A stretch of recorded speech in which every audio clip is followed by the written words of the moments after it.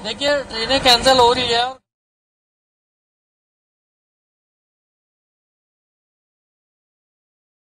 क्या कर रही थी उसकी सरकार।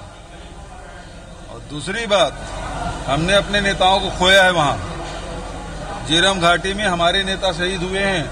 विद्याचरण जी शुक्ल, पूर्व केंद्रीय मंत्री, तत्कालीन प्रदेशाध्यक्ष नंद कुमार पटेल जी, बस्तर टाइगर महेंद्र कर्मा, उदय मुदलियार सहित 29 लोगों की जानें गई थी। हमारे संबंध नहीं बल्कि उनके संबंध रहे होंगे, तभी ये बात कर रहे हैं। और उसके लिए जेटली जी को कांग्रेस पार्टी से माफी मांगनी चाहिए, और नहीं तो उनको सिद्ध करना चाहिए कि कांग्रेस के किस प्रकार से संबंध है। दूसरा स्थगन को लेकर के सुपारी किलिंग भी कहा है, सुपारी किलिंग का भी किसने ट्वीट किया है। बिल्कुल सही बात है, वो सुपारी किलिंग है, इसलिए हमने एसआईटी गठन किया है।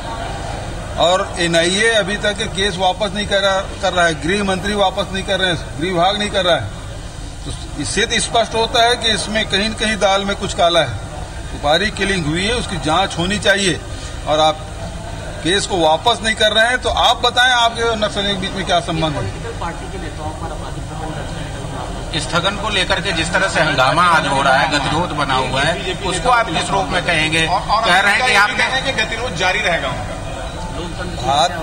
बात इतनी बता रहे है, हैं आतंक का माहौल बना दिया है, भय और आतंक। अभी फाइल की कुछ धूल ही झड़े हैं।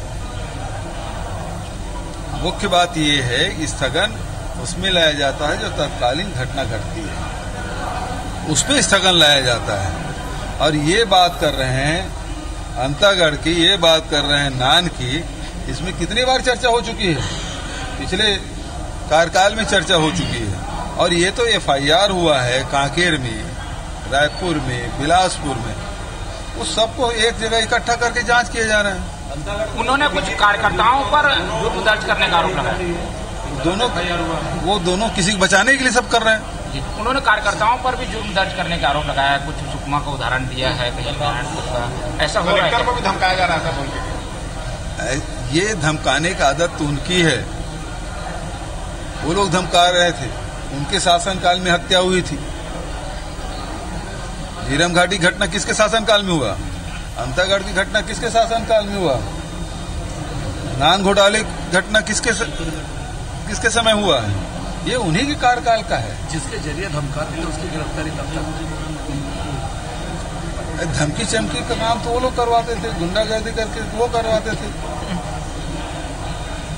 सारी चीजें अब सामने आ रही है, तो ये किसको बचाने के लिए कर रहे हैं? हेलीकॉप्टर खरीद रहे हैं क्या? आपने सदन में कहा कि हेलीकॉप्टर देखिए, एक तो ये विषय है कि 29 करोड़ का आंकड़ा जो राज्य सरकार के द्वारा पेमेंट किया गया है, पुलिस विभाग के द्वारा 59 या 49 करोड़ का, ये बहुत बड़ी राशि है जिसका पेमेंट हुआ है।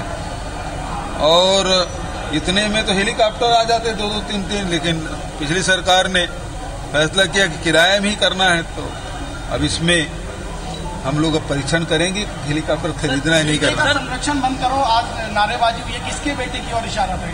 अब तो जो नारा लगाए हैं हाउस के अंदर की बात। राहुल गांधी ने कहा आरोप लगा रहा है कि लोकतंत्र की हत्या हो रही है और बदले की राजनीति हो रही है, लगातार विपक्ष आरोप लगा रहा है। उन्होंने कुछ किया था क्या हमारे खिलाफ? यदि उन्होंने कुछ किया है तब तो बदले की बात होगी, यदि उन्होंने कुछ नहीं किया फिर बदले की बात नहीं। सौर सूजला योजना के नियमों में कुछ परिवर्तन कर रहे हैं क्या? जो अनुदान मिल रहा है सौर सूजला योजना में, ये तो सब उन्हीं के कार्यकाल के नियम हैं, हमने तो कुछ किया नहीं है। नितिन गडकरी का बड़ा बयान आया है, वो कह रहे हैं कि जो जातिवाद की बात करेगा मैं उसे पीटूंगा। कौन बोलते? नितिन गडकरी का एक बयान आया है, जो जातिवाद की बात करेगा उसे मैं पीटूंगा। मैं अभी खबर पढ़ा नहीं हूँ, पढ़ के बात कर। गड़बड़ी की जांच की बात अपनी, डीएमएफ गड़बड़ी की जांच की बात अपनी। बिल्कुल सही बात है। जो डीएमएफ की जो गाइडलाइन है उससे बाहर जाके कोई अधिकारी स्वीकृत किया है, काम किया, तो उसकी जांच तो होनी चाहिए। तो काम तो रोके इसलिए। राहुल गांधी ने कहा है कि किसी भी मंत्री विधायक को लोकसभा में टिकट नहीं दी जाएगी, क्या कहना है? हाईकमान जो कह दे उसके बाद कुछ बोलने का कोई ऐसा कोई कॉन्सेप्ट है क्या? कॉन्सेप्ट है क्या? यहाँ पे बहुत सारे लोग लगे हुए अपने पुत्र के लिए, इसके लिए कार्यकर्ताओं के जो इच्छा है उसी को मैं आगे बढ़ाऊंगा। और अंतिम फैसला हाईकमान का है। ठीक है, थैंक यू।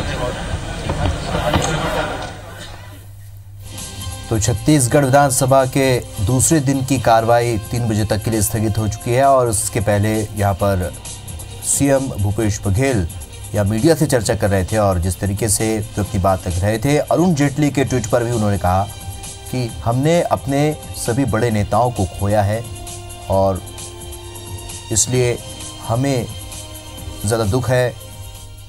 और इसके अलावा उन्होंने एसआईटी गठन को लेकर विपक्ष के आरोपों पर कहा कि जिन्होंने कुछ किया है, ये बात को पहले भी कह चुके हैं, अब दोहराया है कि वे डरे जिन्होंने कुछ किया है।